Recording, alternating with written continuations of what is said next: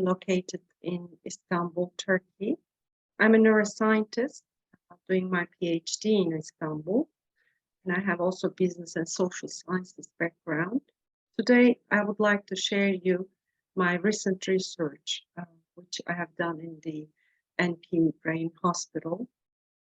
A little bit background I would like to share. Neuroscience is a very new science because we have just begun to view the brain in the last 10 years or so. Before 10 to 15 years ago, we were not able to watch our brains and how our neurons or brains or nervous system was functioning. But as the technology developed, we begin to understand how we think, how we behave, and how our emotions are coming. So neuroscience is a very new area where there are a lot of researches are done, especially as mental health issues are on an increasing trend after the pandemic as well, all over the world. And the Western medicine has not been very didn't have enough resources to answer the trend and even cure or prevent this. A lot of research on neuroscience began to be run at the universities, aiming to understand the effects of ancient techniques, especially on the brain and nervous system. And this has reached very tremendous amounts of research, like 35,000 articles per year. And they mostly analyze Eastern techniques like Buddhist or Zen meditations and like mindfulness. On the other hand, very, very limited research, scientific research have been conducted in order to understand the effects of the methods applied on mind and body, balance and general health in Islamic societies. Our research is called Sufi Breath and Meditation. It is one of the very few studies describing the effects of our practices, Sufi practices, on body and mind. And in this study, the effects of Sufi breath, Zikr of the broom, Muraqaba, which is meditation, with Rabita, is we measured its effects through EEG. EEG is where we put electrodes on the brain to watch how the brain functions while doing these techniques or breath and Rabita. And God willing, we were able to observe the effects of this technique on the brain power and the brain waves and the coherence. Coherence is a special measure. In our terminology, it is harmony. So we measured the biomarker. We wanted to measure the waves as well as the harmony, which is called coherence in scientific terms. And this technique is, in this research, we used as per Murshid's Hazret Inayet Han techniques, and we also watched step by step how he explained to us in detail. We first did it, and during every step, we measured the waves and the coherence, and after 10 weeks, we also measured again the brain waves and coherence to see if there is a permanent effect on the brain. So tonight, I am so glad to share the results of this research, which is also published in Neurophilosophy, Journal of Neurophilosophy, and would like to share a few hints on what we observed in each step as per Hazret Inayet Han's meditation steps. And I will share how to overcome the analytical mind. So a little bit on the analytical mind. In Sufism and here in Inayet Han teachings, we talk a lot about the purification of the heart, and it's a dominant theme. and the development of a balanced personality is seen as the foundational basis upon which sound mental health and resilience depend from a neuroscientific perspective. The activation of the spiritual personality, which we call QEEG in Sufism, requires bodily worship and exercises, as well as various moral codes and conduct and behavioral patterns, as Murshid's teachings we discuss every week or during our hangouts. So as we grow from our childhood, we are growing certain neural networks in our brains, and they are formed in the brain by repetition of that thinking mechanism, behavioral patterns, and thought processes. Once the neurons fire by repetition, they wire together, and that forms our ego personality. So physical attunements such as prayers, breath works, meditations, namaz and salat are commonly used, as Murshid pointed out, to train the mind to overcome this ego personality and overcome this analytical mind. So there is an unlearning process and as well as a learning process where we are trying to come with the spiritual personality and unlearn the ego personality based on the thought process. So the meditation, this research, we examined the effects of the zikr, the breath, and with the zikr of the broom, we also did it with the blessings of the energy centers. So we put electrodes, EEGs, on the brain to measure each step during the exercise. And God willing again, each step revealed how important it is to follow each step to come up with the final realization part, which I will show also through the brain maps that we took at the end of the research. So as per our Murshid's teachings, the first step is the breath, the process of actively focusing one's attention on the breath. And energy follows the attention. So once we put the electrodes, once we come out of our head to the body with the attention of following the breath, our consciousness comes to the body. And once you come to the body, away from the brain, what we observe is the thinking process that the neurons that have been firing together all the time begin to deactivate. So the analytical mind began to relax and neurons firing began to decrease. So that first step, the breath and concentration, has to come from the mind to the body.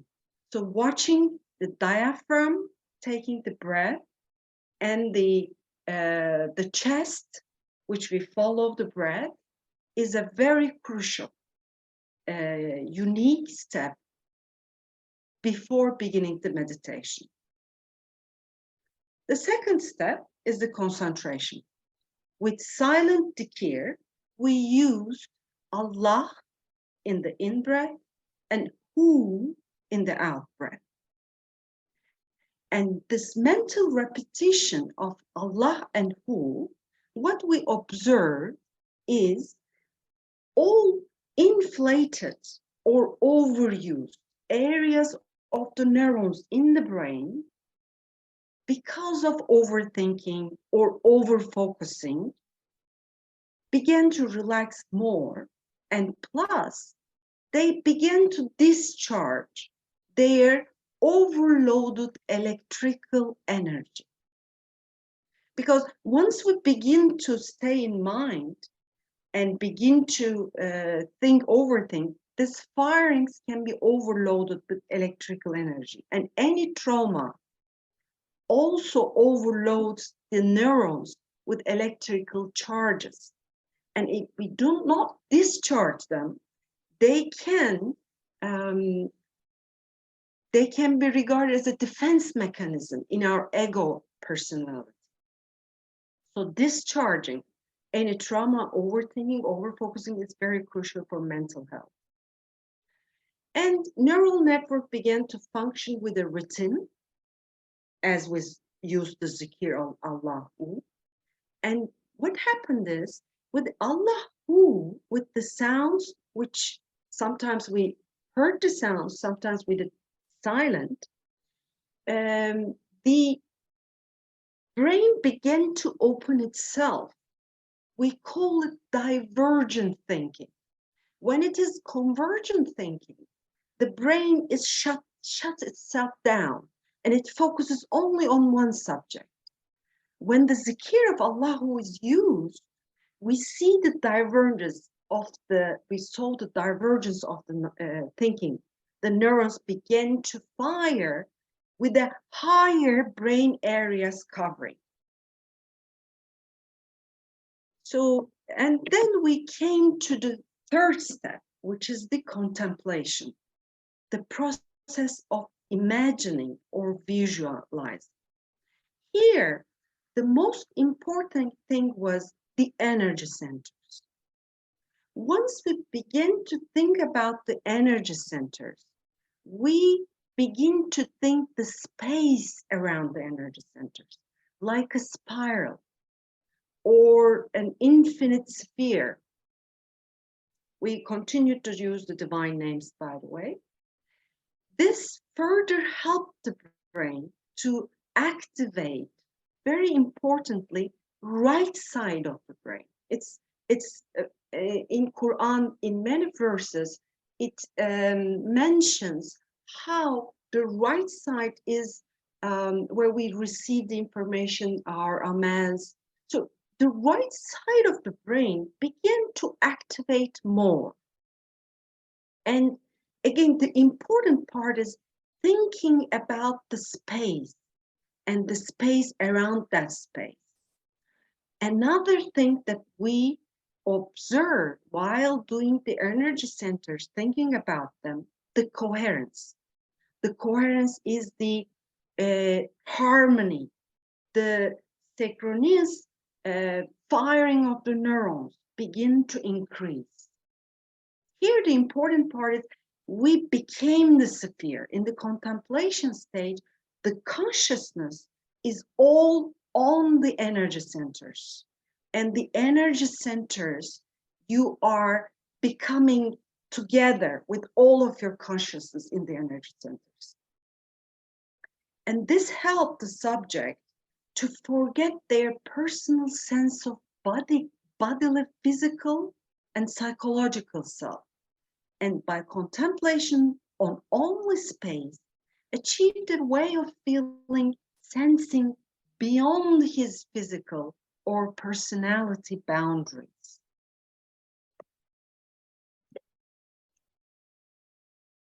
And in terms of, this is a little bit technical, but just I have to mention, in terms of brain cortical organization, there is a dual fragmentation of human consciousness. There is a segregation of brain networks into two parts. One is intrinsic network and the other is extrinsic network. Intrinsic network activates when we go inside of ourselves. If we hear our heartbeat, concentrate on the breath, or we ruminate inside of ourselves, that makes the intrinsic network work active. And there's this extrinsic network. When we hear the sounds outside, when you're listening to us, the extrinsic network is active. And actually, the extrinsic and intrinsic networks work in anticorrelated manner, even at rest. So we have to choose one of them. We either go outside and use our extrinsic network, or we go inside and use our intrinsic network. This is how our body functions. But once we become aware of the space as the energy centers, we observe that the anticorrelation of intrinsic and intrinsic networks decrease. In fact, we observe that during the space and the contemplation stage, these two cortical neural systems became more unified, increasing the functional connection between them. They began to work together. And when we asked our subjects, our brothers and sisters in the experiment, what they felt about it, they said that there's no fragmenting the field of experience into antagonistic poles, such as inside versus outside, self versus the other, consciousness versus the matter, met down. They felt like a non-dual awareness. There was no duality after that point. And then once this space, when concentrating on the energy centers, they also, we ask them to become more effortless with indifference and detachment, as described by Pirvilayathan's workings. So the unity consciousness, or attaining the state of non-dual, has been explained by them as plain and expanded level of consciousness. This is their experience. So the final stage is the meditation, and this is where we begin to drop our will and our resistance. So we begin to do the zikr by heart alone and try to come to the final stage of realization. Of course, realization is not always happen to everybody. There are different occasions, because this is not in our power or we will. It just comes. And after releasing the control of their mind and passively surrendering their willpower and intellect, they said that there are different states of consciousness. Some of them saw some colors, and different consciousness. Some of them saw some visions, but some of them, there were different experiences. But what we observe is there are different brain waves. A little bit explanation on each wave. We are now in beta. This is the common. Beta is when we speak, when we think, when we listen. This is the beta, the normal. The alpha is where we relax a little bit and open the door to unconscious. To relax, and this is the peace is coming. And then comes the theta, the 6 to 8 megahertz frequency. And that's where there's more resting. That's the meditation stage. So once we come to theta, which by these steps, we were all able to reach theta, what happened was, if the realization state was realized, we recorded gamma waves. Gamma is the highest waves of the brain, which increases without our will. And it is where all the brain areas can be unified under only gamma waves. And all areas of the brains begin to work in sync. And something else happened. The whole brain network deactivated, and only precaneus in our terms, the akfa. This is the precaneus in neurological terms. The precaneus begin to work more or is activated more. And from a feeling perspective, what they have mentioned that there is a peace rising against everything on the back, on the front. There is some kind of a peace arising, the stillness of, you know, that's the most fundamental thing that they have shared with us. And so in the Rabata, we called our Murshid and we begin to concentrate on our heart. And I wanted to share my especially experience with that. I was so worried about and watching all the EEGs, all subjects coming and going, and I have to take the EEG test myself because I wanted to see. And I was so worried, and I took the steps one by one. And suddenly, I was not expecting. I felt like it, from a voice came to me and said, Murshid is here. And it was such a, I mean, first there's a tears in my eyes, and then this peace and trust, and I'll show you my now I'll show you my what happened during that time. I would like to share a slide. This is my brain while I felt that. Can you see?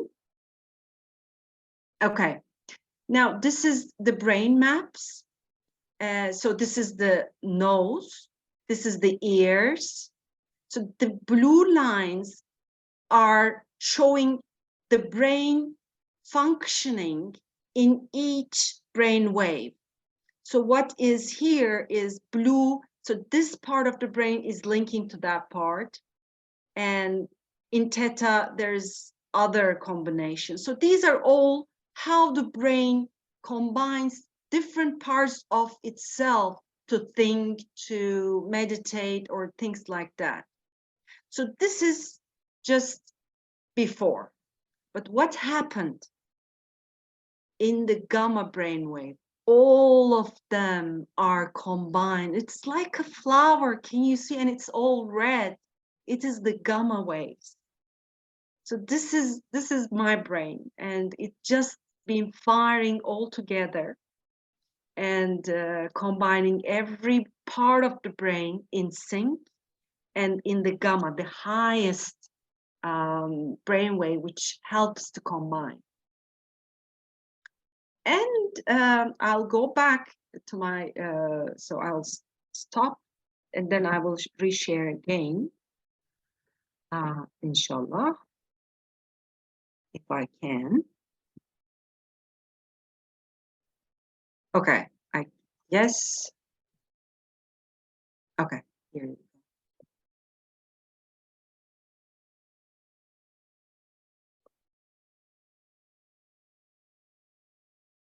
So this is the steps that we took. And then we wanted to see whether this is permanent. So this is the stages that we went through each following the Murshid's teachings.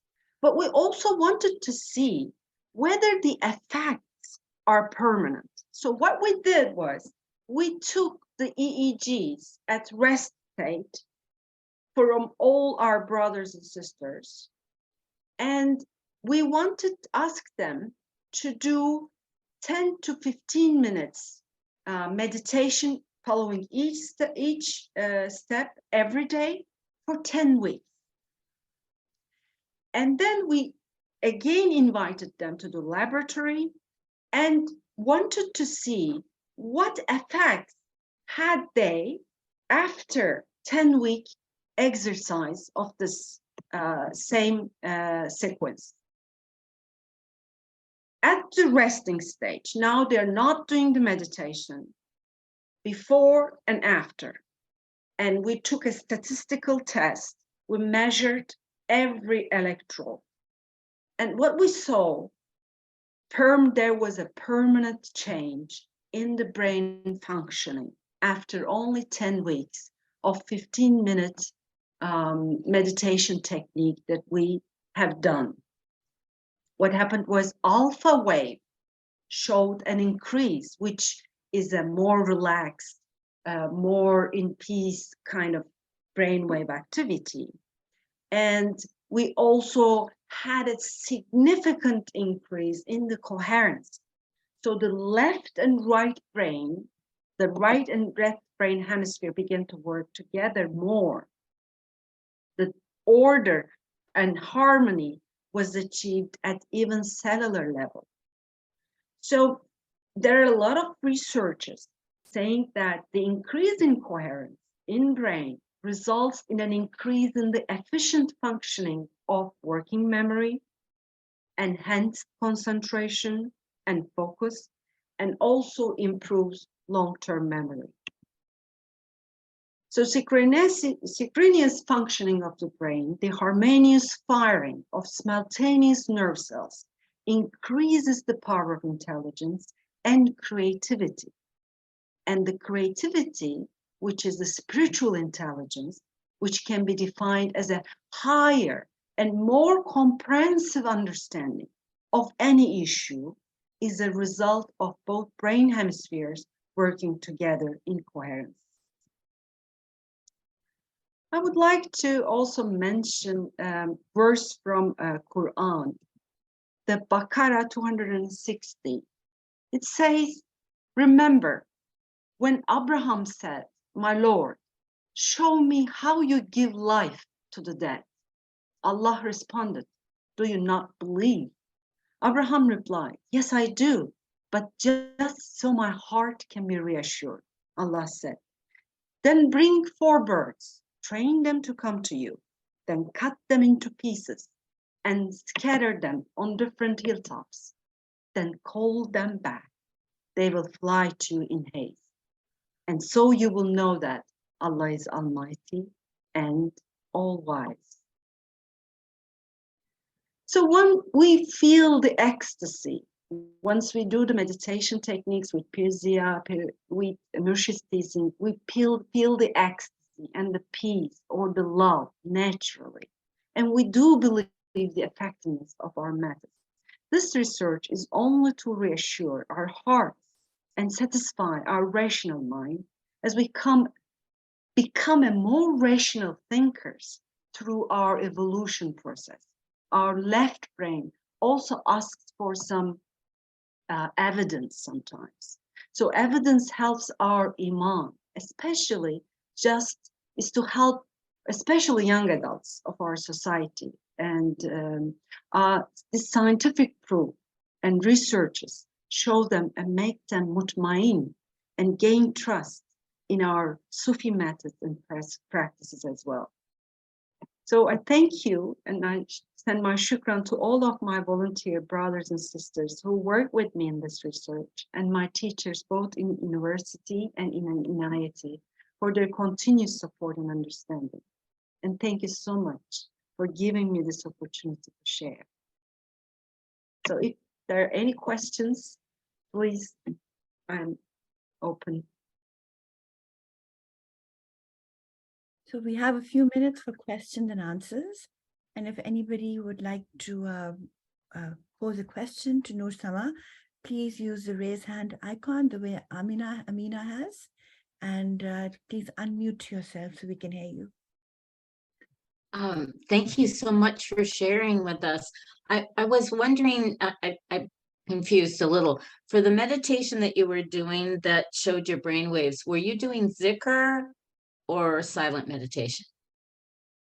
I was doing the Zikr, but in a silent dhikr manner. So the sound was not out. So I was saying Allah, but in a silent manner. Because we are in a lab, so we had to do it silent. Inshallah, we'll do it with the sounds as well. Thank you. Thank you. Thank you.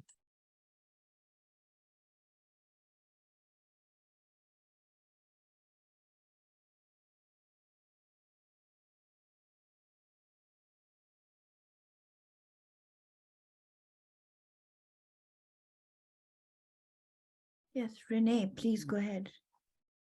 Thank you. This is fascinating research. Thank you for doing this.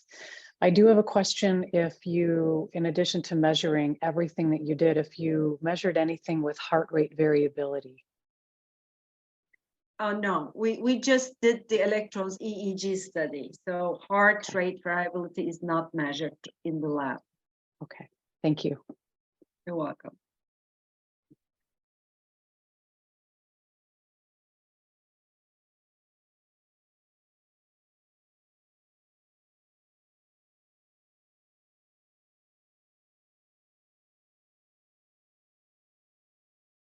Aziza.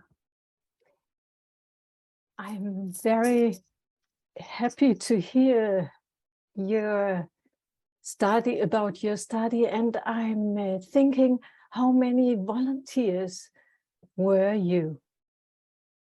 We were about 15. Thank you. You're welcome. It's really, really exciting. Thank you very much. Thank you. Neelam. Hello, Assalamu alaikum, and thank you so much for sharing your amazing work. I just wanted to be clear that you said that you used Zikr as well as the Zikr of the broom. So, you know, for the 10 weeks, are you able to share exactly what meditation the people in the study did? It is the Zikr of the broom. Zikr of the broom is where we go energy centers, each energy center, with the Zikr, again, Allah in the in-breath and Hu in the out-breath. So the Zikr of the broom is the name of the meditation where we use this Zikr with energy center concentrations.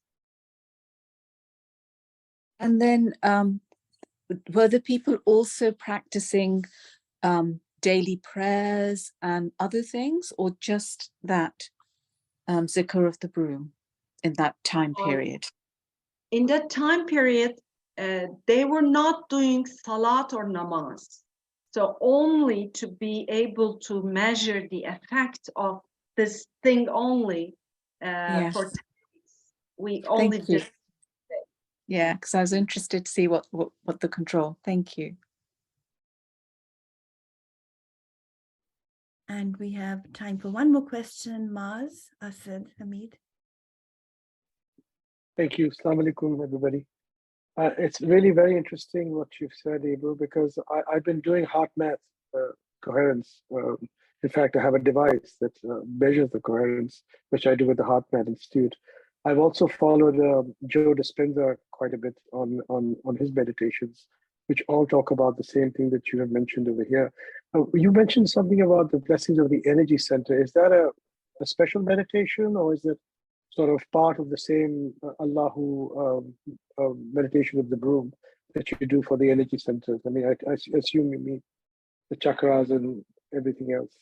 Yeah, the energy centers, the chakras, the lataifs, all are the same centers that we concentrate on.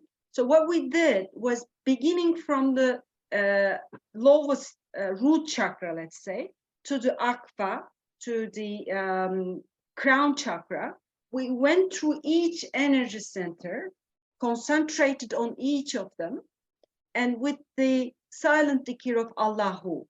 So we went through all chakras or lataifs or energy centers. Thank you very much. This is really fascinating, and it just brings together a lot of things that I've been doing. Thank you so much. You're welcome.